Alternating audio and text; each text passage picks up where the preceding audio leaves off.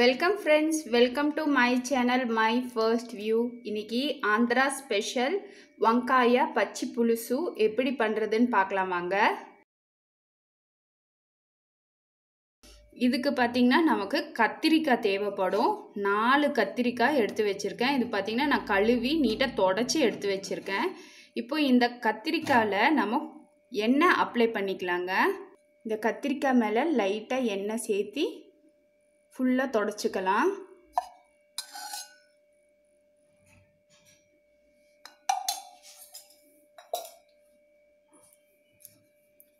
நல்லா சுற்றியும் நல்லா எண்ணெயை தொடச்சி விட்டுறலாம்.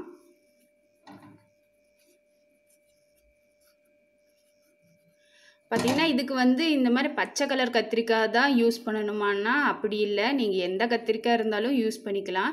எனக்கு இந்த கத்திரிக்காய் கிடச்சிது, இது எனக்கு ரொம்ப பிடிக்கும். அதனால் நான் இன்றைக்கி இதில் செய்கிறேன். நல்லா இந்த ஸ்டெம்மில் எல்லாத்துலேயும், இந்த காம்பு எல்லாத்துலேயும் எண்ணெய் பரவலாக அப்ளை பண்ணிக்கோங்க. இப்போது ஸ்டவ் ஃப்ளேமை ஆன் பண்ணிவிட்டு இந்த கத்திரிக்காவை இந்த அனலில் நம்ம வேக வைக்க போகிறோம்.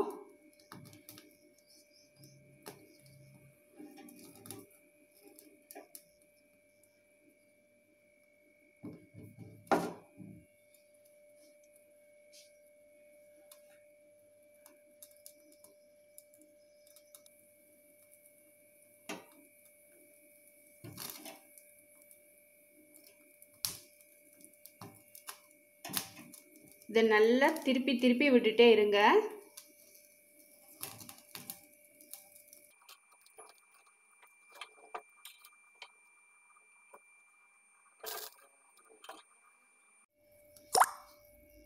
ஃப்ளேமை ஹையாக வச்சிடாதீங்க. அதோட அனலில் தான் நான் இந்த கத்திரிக்காய் குக் ஆகணும். இங்கே பார்த்தீங்கன்னா இந்த தோல் எல்லாம் பார்த்தீங்கன்னா நல்லா கருத்து இருக்குது. நல்லா திருப்பி திருப்பி விட்டுட்டே இருங்க. கத்திரிக்காய் பார்த்தீங்கன்னா நல்லா சுற்றிலும் நல்லா வெந்திருக்கு. இப்போ இதை எடுத்துடலாம். ஃப்ளேமை ஆஃப் பண்ணிடலாங்க.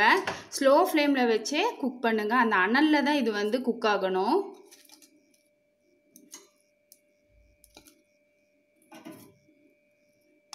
இப்போது இதை ஆறுனதும் இந்த மேலே இருக்க இந்த தோலை உரித்து எடுத்துடலாம். கத்திரிக்காய் ஆறுனதும் இந்த மாதிரி தோலை மட்டும் உரித்து எடுத்துடலாங்க.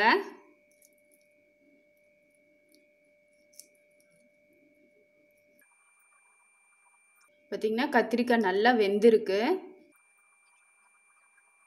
ஈஸியாக தொளிஞ்சு வந்துடும். இதே போல் எல்லா கத்திரிக்காயும் தோல் உரிச்சிடலாங்க. எல்லா கத்திரிக்காயும் தோலை உரிச்சிட்டேன். இப்போ இதில் உப்பு சேர்த்திடுறேன். சேர்த்திட்டு இந்த கத்திரிக்காயை நல்லா நசுக்கி விட்டுருங்க.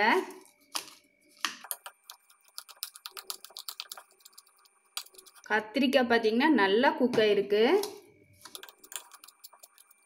இப்போது இதில் பொடியாக கட் பண்ண வெங்காயம், கொத்தமல்லி தழை, பச்சை மிளகாயை சேர்த்திடுறேங்க.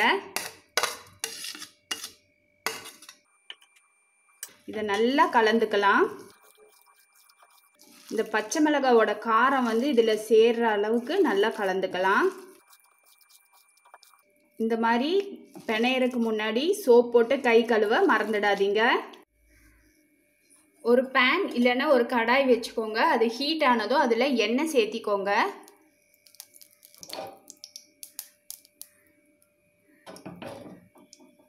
எண்ணெய் நல்லா காஞ்சதும் கடுகு, கொஞ்சமாக வெந்தயம் சேர்த்திடுறேன்.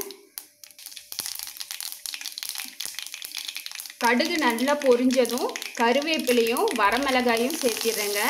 கொஞ்சமாக பெருங்காயத்தூள். இப்போது ஃப்ளேமை ஆஃப் பண்ணிடுறேன். ஃப்ளேமை ஆஃப் பண்ணிவிட்டு பார்த்திங்கன்னா ஒரு எலும்பிச்சப்பழ அளவு புளியை கரைச்சி வச்சுருக்கேன். அதை சேர்த்திடுறேன்.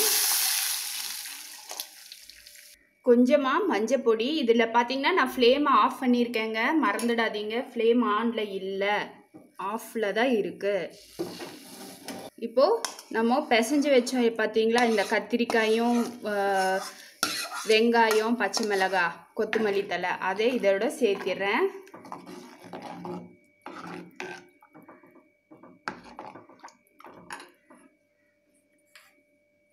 ஒரு 5 பல் இடித்த பூண்டுங்க, தோலோடு இடிச்சுக்கோங்க, அப்போ தான் நல்லாயிருக்கும்.